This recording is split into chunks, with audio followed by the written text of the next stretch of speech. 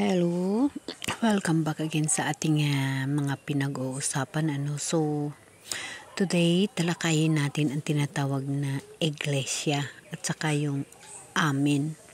So, karamihan sa sa komunidad natin, ang iglesia is mayroon na tayong isang malakas na iglesia, simbahan. Ang iglesia ay isang simbahan. So, isa ito siyang komunidad ng mga tao na kung saan nagsasamba. Hindi lamang sa nakabase sa tinatawag na iglesia na pangalan ng simbahan, kundi sa lahat ng mga simbahan ay tinatawag ito siya na iglesia. Hindi lamang iglesia na iisa, kundi ito siya ay iglesia na ang ibig sabihin yung mga komunidad or simbahan, kahit ano-ano pa namang uri ng simbahan yan or ano pa namang uri ng iglesia, pero ang tawag doon is iglesia kasi sila yung komunidad o mga tao na nagtitipon-tipon para lamang magsamba sa Diyos. So sa iglesia mayroon individual na mga miyembro yung iglesia. Kaya yun ang dapat na unawain natin, na hindi lamang isang iglesia na tinatawag na simbahan ang tinutukoy na iglesia, kundi ang iglesia, ito siya ay tinutukoy na mga simbahan o tahanan ng Diyos o komunidad na nagtitipon-tipon kahit anumang uri ng iglesia, basta kayo lahat ay nagtitipon-tipon upang praising God o pag-uusapan ng Diyos, ang komunidad ng iglesia na tinatawag. So sa iglesia na tinatawag, hindi lamang ito nakabase sa isa, kundi lahat ng mga iglesia o lahat ng mga simbahan.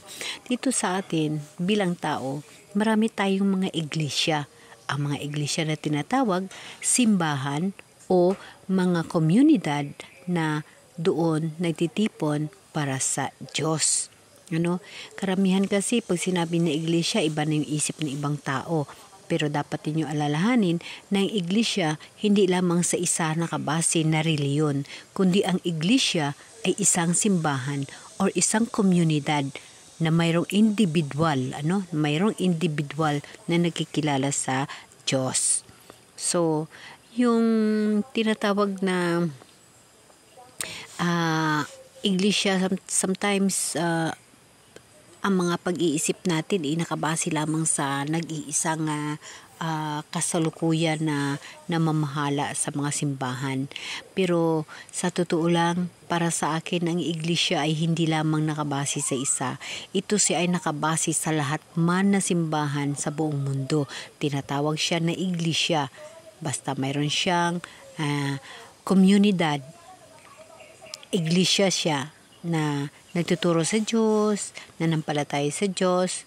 Iglesia, isa siyang grupo, isa siyang simbahan or isa siyang komunidad. So yung term na naman na amin, ito siya yung term na para sa akin, ito siya na amin, yung pag-aamin, yung tinatawag na totoo, saksi ka, di ba? Inaamin mo ang lahat na tama, yung mga lahat na ginagawa para sa pagpangamuyo sa Diyos. Inaamin mo, di ba? Yung pinagmulan at lahat ng nilikha ng Diyos, or sa pangapanalangin na lahat ng mga praising, amin ang ginagamit. Dahil ang amin ay napakabanal na salita pag ang Diyos nasa sayo. Bawat pagdarasal, bawat pag-praising natin, kahit pag-awit natin, nandyan yung amin. So, kung bakit na topic ko yung iglesia at saka yung amin, dahil dito sa versikulong ito, dapat natin unawain at dapat natin isipin at pag-aralan ng mabuti kung ano ba ang mga kahulugan. Dito sa pahayag 3, verse 14 hanggang sa 22, napakagandang nakasulat. Ito siya ay mga kapanahunan bilang sa aking tinatawag na pag-aaral ito siya ay isang utos or isang tinatawag na pag-utos noong panahon na yun, So ito siya ay nakasulat dito sa verse 14, ang sulat ng iglesia sa Laodicea. So isulat mo sa anghel ng iglesia sa Laodica, ito ang sinasabi niya na ang pangalan ay Amin. So dito sa verse na ito, mula sa verse 14 to 22, kung inyo ito basahin at unamain ng maayos, dito nakalagay na kung paano ang sinasabi na ang utos na isulat ang pangalan na Amen. Kasi dito nakasalalay na ang nalalaman o ang ginagawa mo, alam kong hindi ka malamig o mainit. Ngunit dahil sa ikaw ay malalingha, hindi mainit ni malamig, isusuka kita. Dito lumalabas yung aking ito yung mga theory na kumbaga kagaya ngayon sa ating mga tao, nasa gitna tayo. Hindi natin alam kung ano ang totoo, kung saan tayo papanig, kaliwa ba o kanan. So wala tayong totoong tanda. Yun ang ibig sabihin. Yung parang unamain mo sa sarili mo, hindi malamig at hindi rin mainit. Dapat nasa aligamgam ka. So,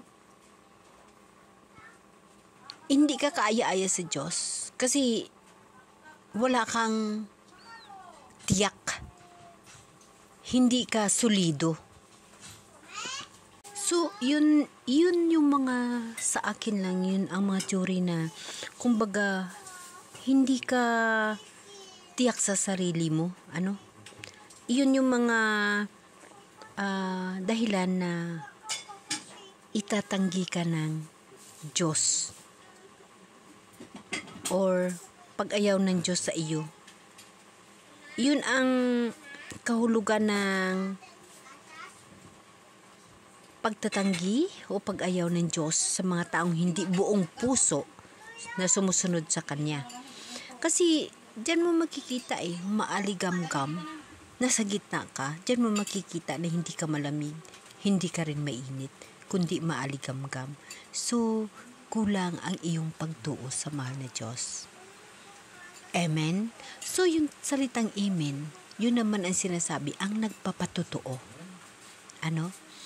Ikaw, iglesia, individual ka na tumuluo ng iglesia. Amen? So, again guys, hindi natin kailangan maging malamig o maging mainit o maging maaligamgam lamang. Kailangan natin maging pure, maging tanda ng totoong pagtuo sa mahal na Diyos para tayo ay tatanggapin. Yun ho ang aking teory o yung aking pag-uunawa dito sa nakalagay na ito. Na hindi maaligamgam at hindi ka rin mainit. Hindi ka rin malamig, kundi maaligamgam. Mga bagay na walang katiyakan. Hindi ka tiyak sa sarili mo kung sa kaliwa ka o kanan. Amen?